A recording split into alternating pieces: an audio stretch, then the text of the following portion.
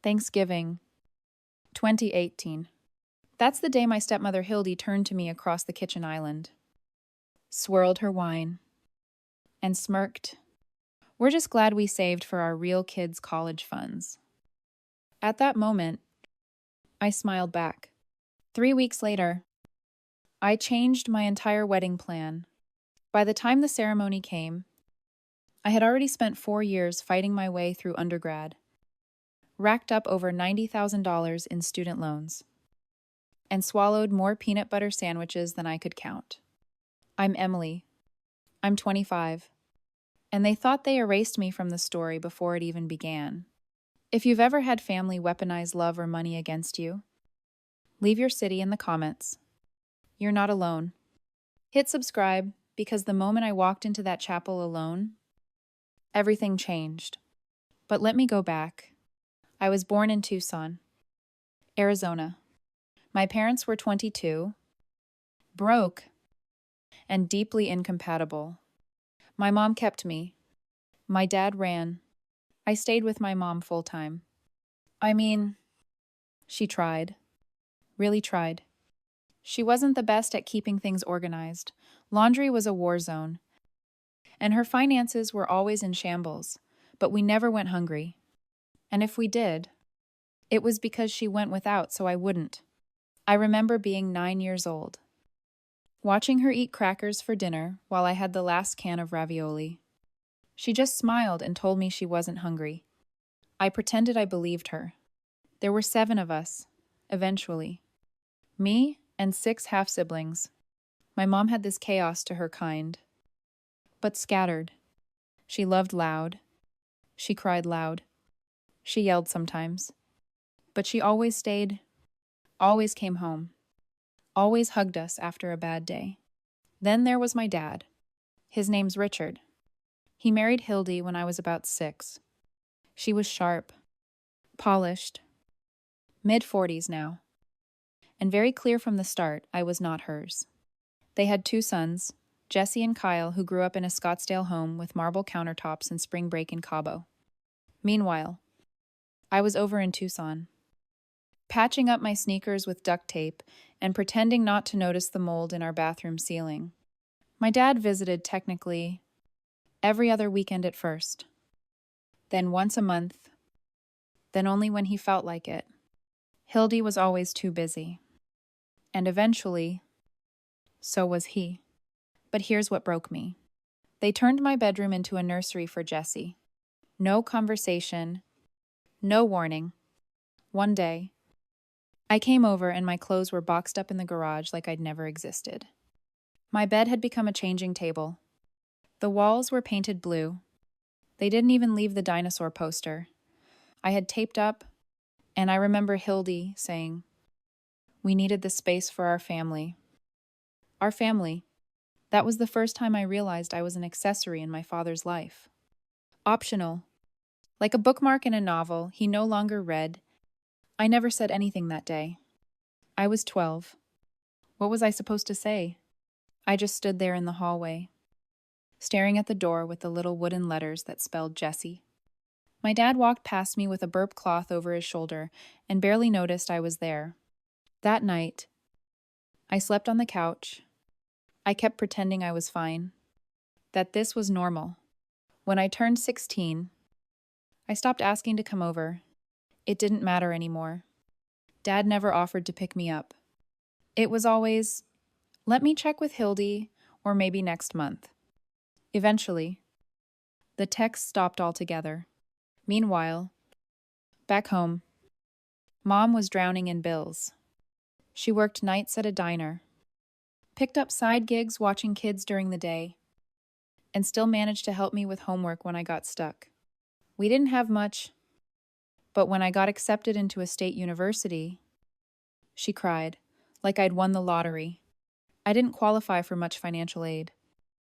And my dad, he congratulated me, and that was it. No offer to help. No, how much do you need? Just a polite smile and a handshake. Like I was some stranger's kid graduating from a program he wasn't part of. Legally. He still had to pay child support until I turned 21. But not a dime went toward tuition. That money kept the lights on at home, paid for my health insurance, and sometimes helped Mom fix the plumbing when it burst during monsoon season. I worked part-time in the campus library, tutored high school kids in math, and lived off peanut butter sandwiches, apples from the dining hall, and multivitamins from a bulk pack I got at the dollar store. Sometimes, Mom would scrape together $20 and mail it in a card with a handwritten note that said, "I love you more than sleep." I kept every one of those notes, but I still believed, somehow, that maybe my dad just didn't know. That if he really understood how hard it was, maybe he'd care. That illusion shattered during my sophomore year. It was Thanksgiving again, and I was home with my mom when I got a text from my grandma, my dad's mom. She wanted me to come to their family dinner in Scottsdale. "Everyone's asking about you," she said. I didn't want to go, but something in me still needed to feel included. At the table, Hildy was already a few glasses in. She wasn't loud, she never was, but she was cutting. She leaned over, waved her wine glass a little too close to my face, and said, "It's sweet that you're working so hard. We're just grateful Jesse and Kyle won't have to go through that. We started saving early." She didn't whisper. She didn't blink. She wanted me to hear. I smiled, nodded, and excused myself to the bathroom. I locked the door and sat on the edge of the tub, trying to breathe. That's when it hit me. They had the means. They just didn't see me as theirs. I wasn't neglected by accident. I was excluded by design. And I made a decision, right then and there, that would set the stage for everything that came later. I wouldn't ask for anything from them again. Not money. Not time. Not permission. Especially not for my wedding.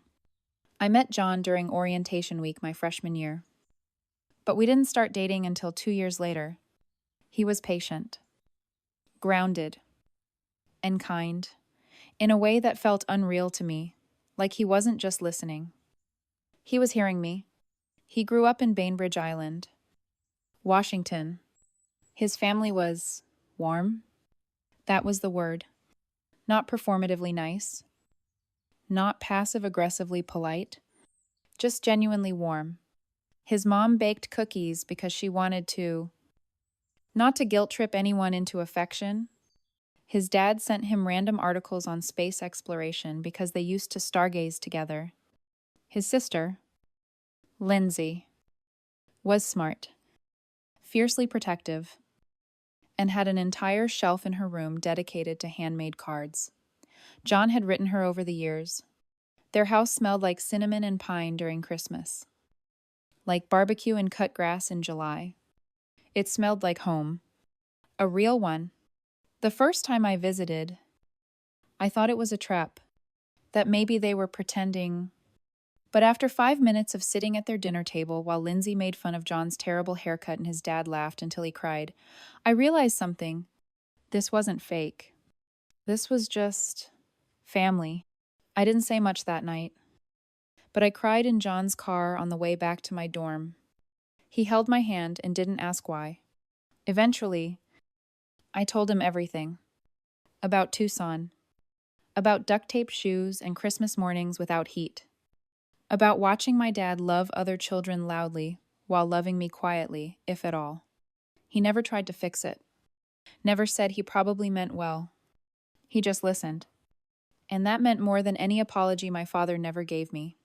John's mom, Deborah, gave him her great-grandmother's engagement ring to propose antique platinum, art, deco setting, the kind of ring with a history you could feel in your bones. When he knelt down under a string of lights behind his childhood home and asked me to marry him, I didn't even let him finish the sentence. Of course I said yes. They celebrated like it was their daughter who was engaged. Deborah hugged me so tight I could barely breathe. John's dad offered to cover the entire wedding venue, catering, everything, because you're family now. And it's our honor. I insisted on buying my own dress. It was the one thing I wanted to pay for myself, a symbol that I made it this far on my own. John's sister Lindsay beamed when I asked her to be my maid of honor. And when my brother Jake, my only real anchor on my father's side, heard the news, he called and said, "I'm ready to give the best wedding toast of all time." Everything was falling into place. And for once, I thought maybe, just maybe, my father would be quietly proud from a distance. Maybe he'd just show up, say a few awkward words, and leave me be. But I forgot something important. People like Hildy don't stay silent. It started at one of the smaller pre-wedding events, an early bridal shower hosted by John's family in Bainbridge. It was casual. Mostly extended relatives and a few friends who happened to be in town. Nothing dramatic. Until Hildy showed up, I hadn't even realized she was invited. She hovered near the wine table, made polite conversation, and watched everything like an outsider, pretending to belong. I was cordial, careful, and just a little bit tense. That's when it happened. John's mom, in her typical gentle enthusiasm, began chatting with Hildy near the cake. She said, "We're so proud of Emily. She worked her way through college with barely any help. Paid for everything herself. That's strength." She said it with love, pure admiration. But Hildy's face tightened in that very specific way, eyes too wide. Lips too still. The kind of expression people make right before delivering a surgical strike. "Oh," Hildy said. Her voice dipped, in faux sympathy. "Yeah. It looked really hard. We're just grateful we started Jesse and Kyle's college funds early. They'll have plenty for undergrad and even grad school. If they want..." I was pouring punch when I heard it, and I froze. I didn't need to ask if it was true.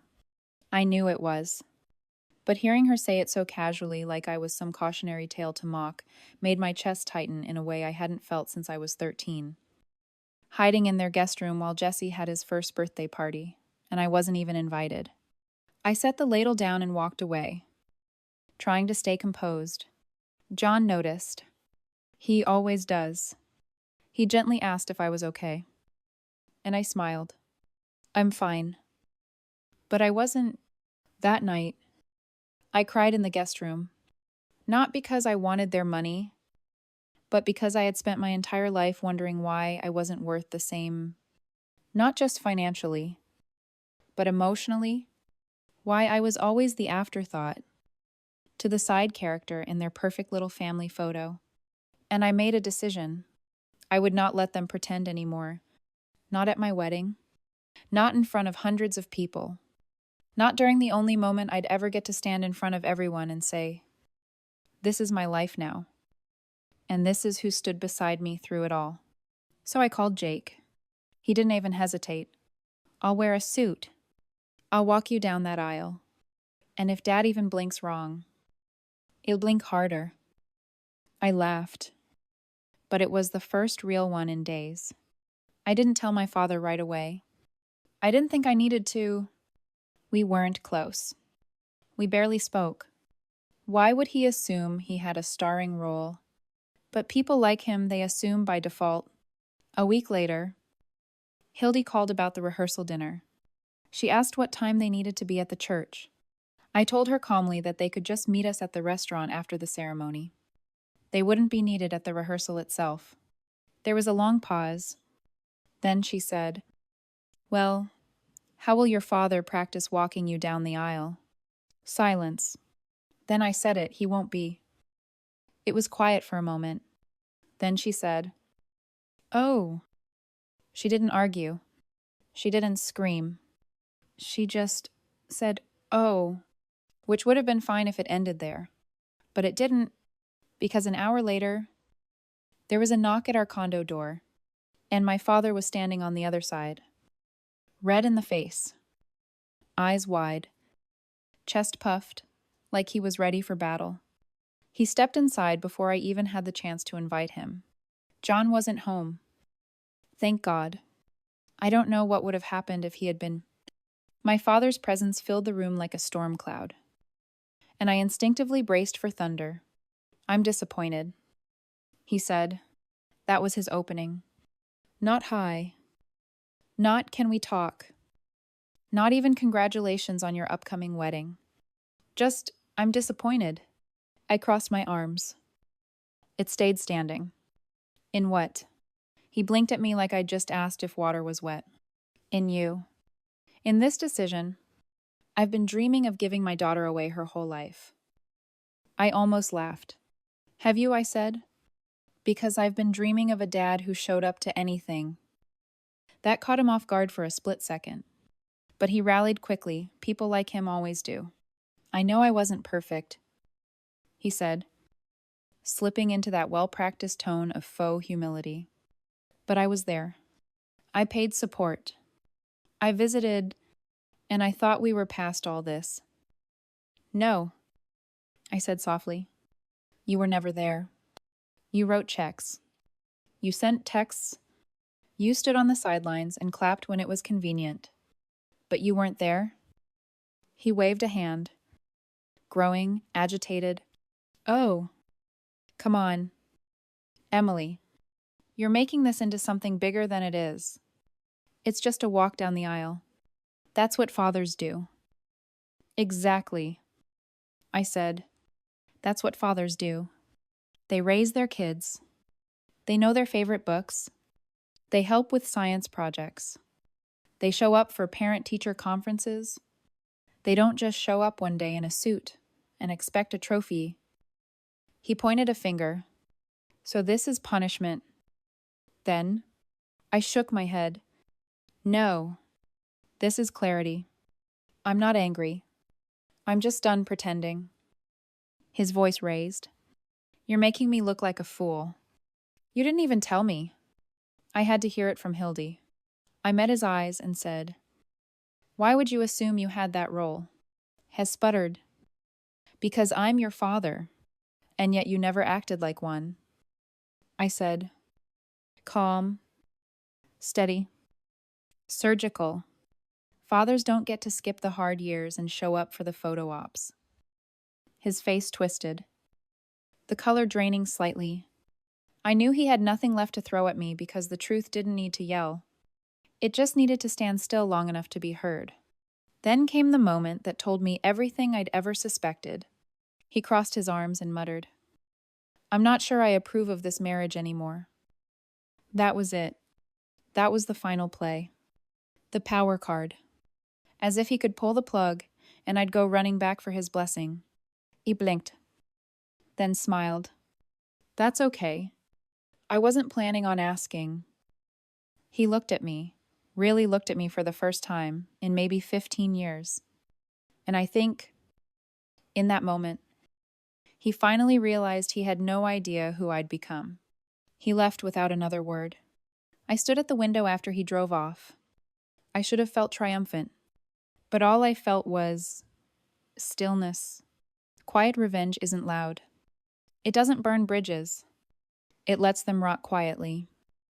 Until one day, the person trying to cross realizes the support was gone a long time ago. That night, I didn't cry. I didn't scream. I didn't vent to a friend or write in a journal. I sat on the couch with a glass of water, stared at the blank television screen, and let the silence do what it needed to do. John came home, took one look at me, and sat beside me. He knew something had happened. He always knows, but he didn't press. After a few minutes, I said, he came by. John tilted his head. Your dad. I nodded. He said he's disappointed. Said he always dreamed of walking me down the aisle. John looked away, rubbing the back of his neck. Maybe we should have told him sooner. I didn't snap at him. I didn't lash out. I understood why he said it. John grew up in a world where love was assumed, where parents apologized when they were wrong, and the worst thing that happened in a fight was someone raising their voice too loud at Thanksgiving. He didn't get it. And that's what made him so lucky. I didn't tell him. I said, because I didn't think he'd care. And honestly, he only cares now because someone else found out first. Because it makes him look bad. Not because it makes me feel bad. John nodded slowly. You're probably right. I am. We sat like that for a while. No television. No music. Just two people realizing that healing doesn't always come with applause. Later that week, an email came from my dad. Subject line about the wedding. I hovered over it for a few seconds before opening it. It was long, wordy, flowery in the way that says, I feel guilty, but still can't quite admit I was wrong. He said things like, I know I wasn't perfect and you deserved a better father, and I hope one day you'll understand I did my best. He talked about how he wanted to be a better grandfather someday. How he dreamed of having a fresh start. How he'd always loved me, even when he didn't show it. He wrote, You may not believe this, but I truly have dreamed of walking you down the aisle. He didn't offer to help with the wedding, didn't ask what I needed, didn't reflect on what he missed, just mourned the role he didn't get, not the role he never earned. I thought about deleting it. Then I thought about replying with anger, with a list of everything he hadn't done, every missed holiday, every birthday card that never came, every school play where I looked into the audience and saw no one. But I didn't. Instead, I wrote, Hi, Dad. Thank you for the email. We look forward to having you as a guest at the wedding. Please let me know if you or Hildy have any food allergies we should be aware of for the reception catering. Best. Emily. That was it. No more pretending. No more reaching for scraps of affection. Just logistics. Cold, polite, and final. I sent it. I exhaled. And I swear to you, I felt 10 pounds lighter. Quiet revenge isn't about slamming doors. It's about locking them without a sound. That night, I didn't cry. I didn't scream. I didn't vent to a friend or write in a journal. I sat on the couch with a glass of water, stared at the blank television screen, and let the silence do what it needed to do. John came home. I took one look at me and sat beside me. He knew something had happened, he always knows. But he didn't press. After a few minutes, I said, He came by. John tilted his head. Your dad? I nodded. He said he's disappointed. Said he always dreamed of walking me down the aisle. John looked away, rubbing the back of his neck. Maybe we should have told him sooner. I didn't snap at him. I didn't lash out. I understood why he said it. John grew up in a world where love was assumed, where parents apologized when they were wrong. And the worst thing that happened in a fight was someone raising their voice too loud at Thanksgiving. He didn't get it. And that's what made him so lucky. I didn't tell him. I said, because I didn't think he'd care. And honestly, he only cares now because someone else found out first. Because it makes him look bad. Not because it makes me feel bad. John nodded slowly. You're probably right. I am. We sat like that for a while. No television. No music. Just two people realizing that healing doesn't always come with applause. Later that week, an email came from my dad. Subject line, about the wedding. I hovered over it for a few seconds before opening it. It was long, wordy, flowery in the way that says, I feel guilty but still can't quite admit I was wrong. He said things like, I know I wasn't perfect and you deserved a better father, and I hope one day you'll understand I did my best. He talked about how he wanted to be a better grandfather someday, how he dreamed of having a fresh start, how he'd always loved me, even when he didn't show it. He wrote, You may not believe this, but I truly have dreamed of walking you down the aisle. He didn't offer to help with the wedding, didn't ask what I needed, didn't reflect on what he missed, Just mourn the role he didn't get, not the role he never earned. I thought about deleting it. Then I thought about replying with anger, with a list of everything he hadn't done, every missed holiday, every birthday card that never came, every school play where I looked into the audience and saw no one. But I didn't. Instead, I wrote, "Hi, Dad. Thank you for the email. We look forward to having you as a guest at the wedding. Please let me know if you or Hildy have any food allergies we should be aware of for the reception catering. Best. Emily." That was it. No more pretending. No more reaching for scraps of affection. Just logistics. Cold. Polite. And final. I sent it. I exhaled. And I swear to you, I felt 10 pounds lighter. Quiet revenge isn't about slamming doors. It's about locking them without a sound. I woke up the morning after sending that email feeling strangely calm. No more questions gnawed at me. No more desperate hope that he'd suddenly change. I had done my part. Now it was time for me to step into my own story. I spent that day finalizing details with John and Lindsay at the restaurant, where the reception would be held.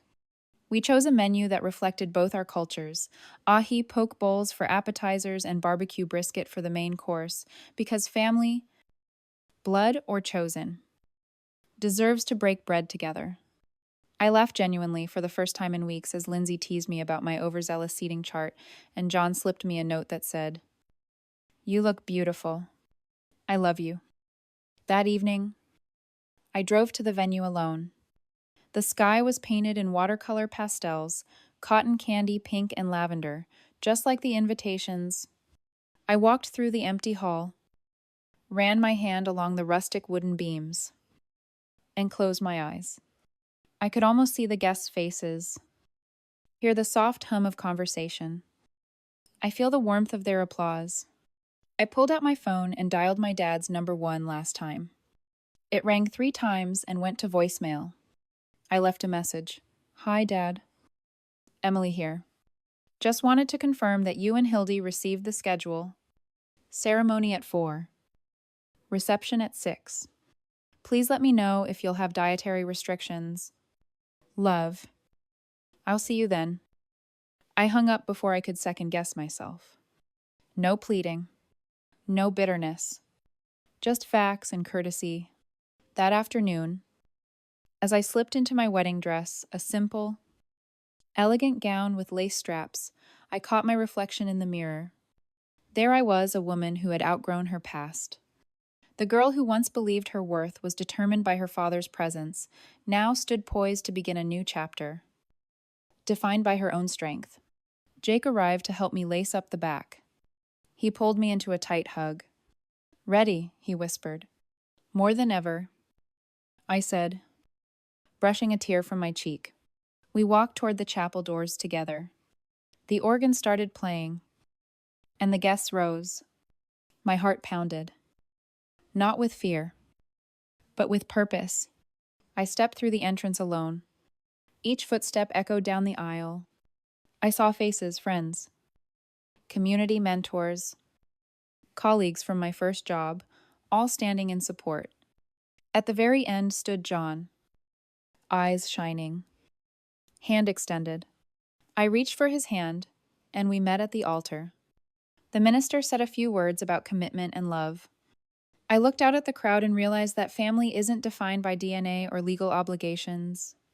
It's the people who show up. It's the brothers by choice, the parents by compassion, the friends who never leave. When it came time for vows, I turned to John. I spoke quietly but confidently. Every word deliberate. I promise to stand by you, to build a life on trust and respect, to honor the past but not be bound by it, to walk forward with you, always together. Tears glistened in his eyes. The congregation exhaled as one, the hush broken by gentle sobs and the soft murmur of appreciation. After we exchanged rings, hers belonging to his great-grandmother, mine, symbolizing my independence, we walked back down the aisle. this time side by side. No patriarchal procession, no illusion of the father giving me away. Just two partners embarking on their journey. Outside, a photographer captured a candid moment, me laughing, head thrown back. John's arm around my shoulders, Jake cheering in the background. Behind us, the chapel doors framed the future we chose. That evening, at the reception, my phone buzzed. A text from my dad. Thank you for including us. Sorry for everything. Congrats. I read it, exhaled, and archived it. I didn't reply, because quiet revenge isn't about retribution. It's about reclaiming your narrative, step by measured step, until the chapter that once hurt you becomes the prologue to something stronger. The morning after the wedding felt surreal. I woke up wrapped in John's arms, sunlight filtering through white curtains, and for a moment I wondered if any of it was real. Then I remembered the quiet triumph of walking myself down that aisle, the soft applause, the way my chest swelled with ownership of my own life. We spent the day opening cards and gifts, some from friends who flew in, some from colleagues who couldn't attend. There was a handwritten letter from Lindsay that made me tear up. Welcome officially to our crazy, imperfect, wonderful clan. And a gift certificate from my Aunt Marisol, a weekend retreat at a wellness spa, complete with yoga classes and painting workshops. At midday, I slipped away to the chapel one last time. The doors were unlocked, and the space was empty except for a single bouquet of white roses on the altar rail. I ran my fingers over the petals, closed my eyes, and bowed my head in silent gratitude. Then I did something I hadn't allowed myself to do for years. I let myself grieve. I thought of every lonely birthday, every Christmas morning spent shivering in a borrowed sweater. Every time I called Daddy and got voicemail, I thought of the girl who cried in that bathroom at 16, and the one who tried to prove her worth at 20. I let the tears come, una shamed, and when they stopped, I felt lighter than I ever had. I walked back to John's side, wiped my cheeks, and took his hand. He didn't ask what was wrong. He just squeezed back, steady and sure. That afternoon, we hosted a small brunch for the few family members who had stuck by me, my mom, Jake, Lindsay, and a handful of friends. My mom surprised me with a scrapbook she'd been working on for months. Photos, ticket stubs, school awards, all the pieces of my childhood she'd saved. I flipped through it, laughter and tears mingling, as she told stories I'd forgotten. My mom looked at me over the scrapbook and said, "You're the strongest person I know." I hugged her tight. I learned from the best. Later, alone on our balcony, I opened a new email from my dad. He'd sent a scanned copy of an old family photo, a faded snapshot of me at my 3rd birthday, standing next to him in a striped onesie. He wrote, "I found this in a drawer. I remembered the day, but I must have forgotten to keep the picture. I'm sorry." I stared at the image, his arm loosely draped around my shoulders, both of us smiling at the camera. I could almost feel his hand there, warm and protective, until I remembered how many times it had been somewhere else. I closed the email. No reply. No acknowledgement. Just closure. That evening, John and I unpacked for our honeymoon. We laughed as we packed snorkels and sun hats. As we planned hikes and seaside dinners, I realized something: I could fill my life with choice, chosen family, chosen experiences, chosen love, and leave the rest behind in that dusty Tucson hallway. As the sun set over Seattle Bay, I whispered to John, "Thank you for giving me a real family." He kissed my temple and said, "You gave me one." 2 weeks into married life, my phone buzzed with a calendar Reminder, submit final student loan paperwork. I stared at it. Recalling the mountain of debt, I'd clawed my way through loans I'd carried for years without a single cent of help from my father. I tapped OK and moved on. Later that morning, I sat at my new home office desk, a sunlit corner with a view of evergreen trees, and opened my inbox. There it was, an email from my father's law firm, forwarding a note to confirm his visit to Seattle for a conference next month. He'd RSVP'd to my wedding, but now he was traveling here for work. My first instinct was to delete it. Why was he always circling back? Why did he expect to remain in my orbit even after all those years of absence? But then I remembered something John said. You don't owe him anything, but you can decide how you respond. So I crafted a reply. Dad, thanks for letting me know. I'm in training that week, but happy to meet you for coffee Friday afternoon at the Pike Place, Starbucks on Pine Street at 3. Let me know if that works. Love, Emily. I hit send and waited. Within 10 minutes, his response arrived. Perfect. See you then. Dad. I sat back and exhaled. This was my choice. I was no longer a passive character in his story. Friday arrived. I wore a simple navy blouse and jeans, polished but approachable. I ordered a latte and a blueberry muffin, then sat at a corner table. My heart fluttered, but not from fear, from curiosity. What would this meeting be? Closure begging? Or something new altogether? He walked in precisely at 3. Richard, older now. Salt and pepper hair. Expensive blazer. He looked around, spotted me, and managed a tentative smile. Emily, he said, voice softer than I remembered. Thank you for meeting me.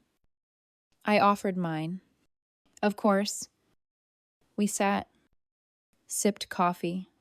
For a moment, the years of distance felt like a thin veil, easily pierced. He began. I realize how much I missed. And I'm sorry. Not just the wedding, but everything. If I could go back. I raised a hand. You can't, but we're here now. His eyes flickered with relief and remorse. I switched teams. I think I can offer you a job here. If you're interested, my firm is expanding its compliance department. You'd be perfect. I paused. The offer was tempting. Steady salary, security, but it carried undertones, a chance to tether me back into his world. I answered honestly, thank you. Dad, it means a lot. But I've just started a new role with a nonprofit that helps first-generation students manage debt. It's my passion.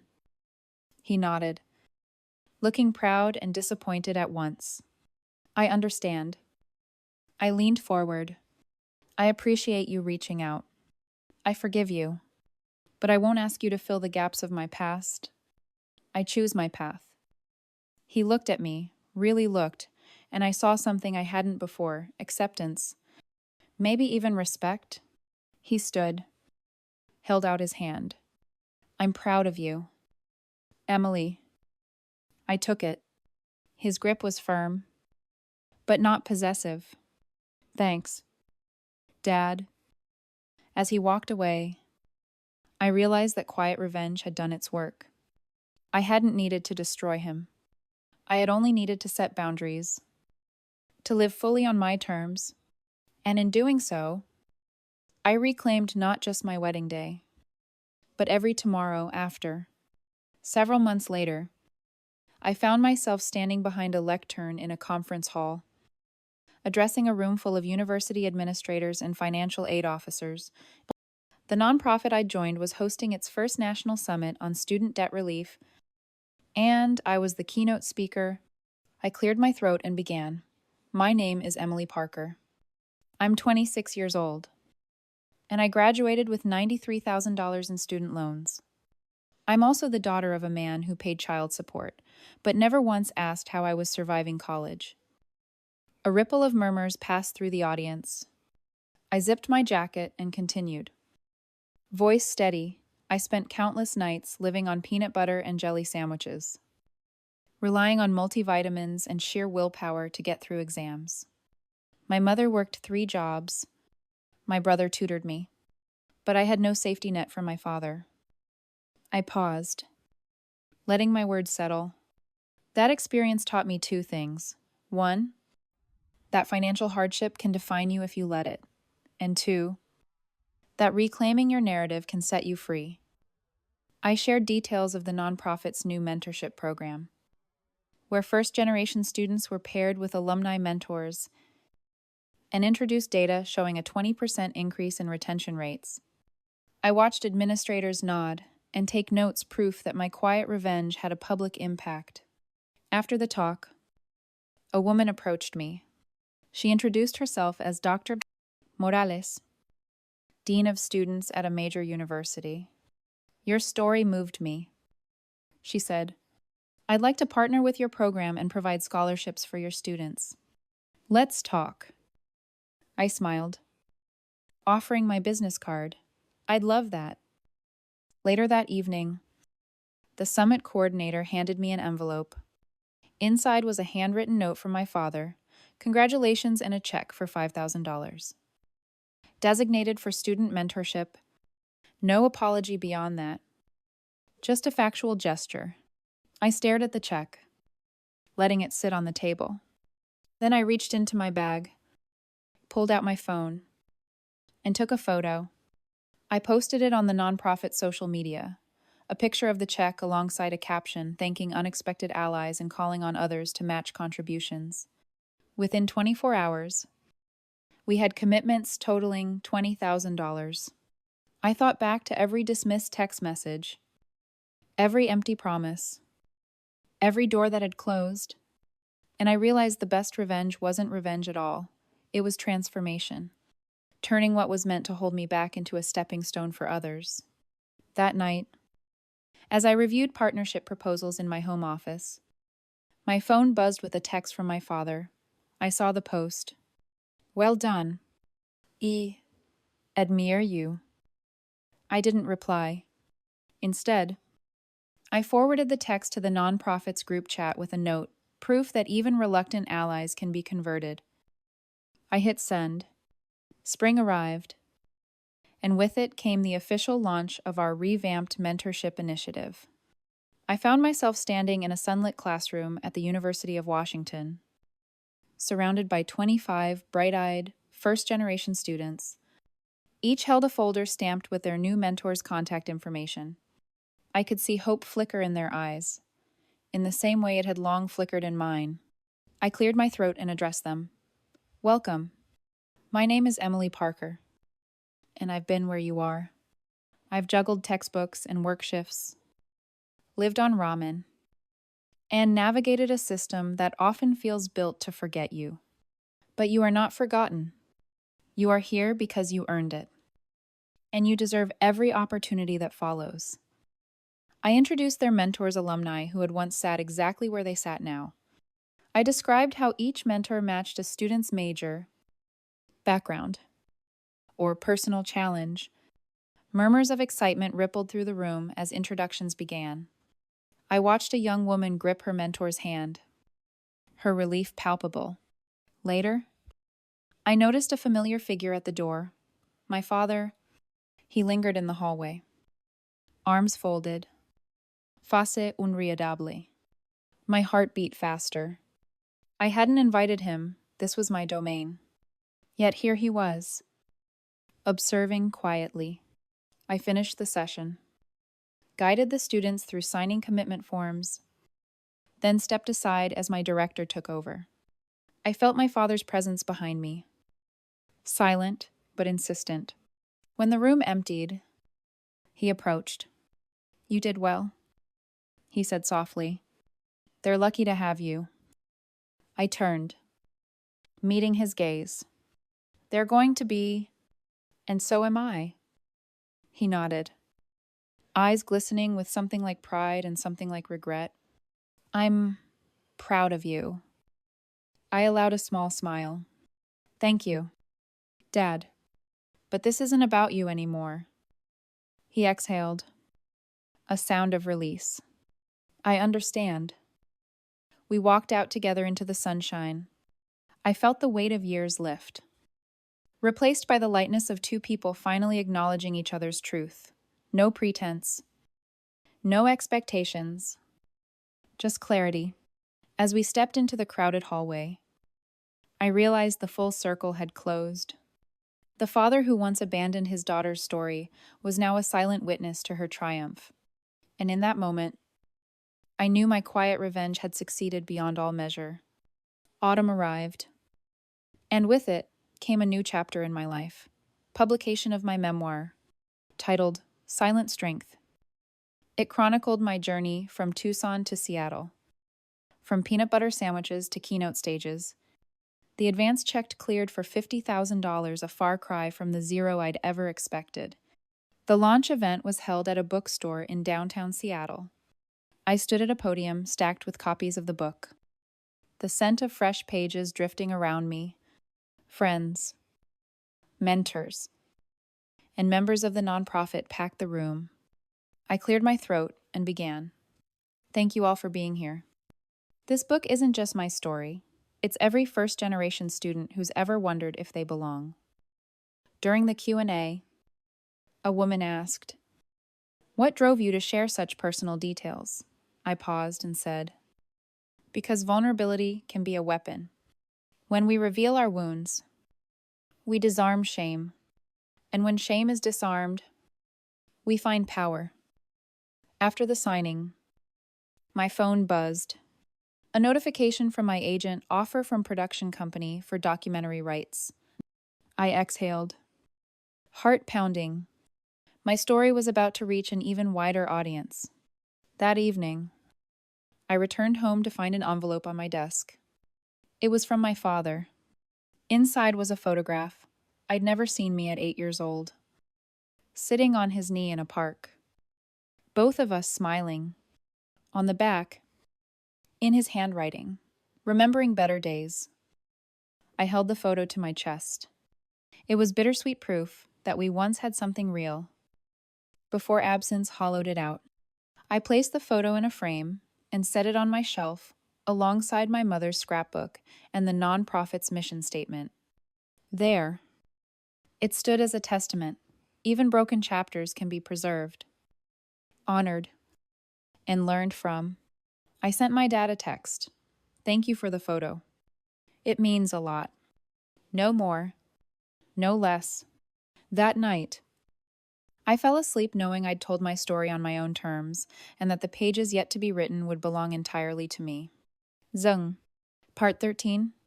A year later, I stood on a small stage at the Seattle Film Festival premiere of the documentary based on Silent Strength. The film had traced my life from Tucson's dusty streets to the halls of power, advocating for student rights. I watched as scenes played, the nursery door painted over Jesse's name, the bridal shower confrontation, the quiet walk down the aisle. As the credits rolled, the audience rose in a standing ovation. I felt warmth flood my chest. Not pride. Exactly more like fulfillment. Backstage, my phone buzzed with a text from my father. I watched it tonight. Thank you for letting me back in. I smiled. Tapped my reply. Always. Then I deleted the thread. The sentiment remained in my heart, even if the words vanished from my screen. Later, at the after party, I found my mom in a corner, chatting with Lindsay. I hugged her tight. "Can you believe this?" I whispered. She laughed through happy tears. "I always knew you'd do more than survive." Jake came up and handed me a glass of sparkling cider. "To you," he said, "my amazing sister, who married the love of her life and saved 25 students from dropping out this year." I raised my glass. To all of us, the ones who fought, the ones who stayed, the ones who chose each other. We clinked and drank deep. As the night wound down, I stepped outside onto the balcony. Seattle's skyline glittered against the night sky. I inhaled the crisp air and thought of every lonely milestone, every closed door, every stinging word, and I realized the best revenge is the life you build afterward. A life defined by your choices, your courage, your compassion. I sipped the cider and whispered to the city lights, "This is just the beginning."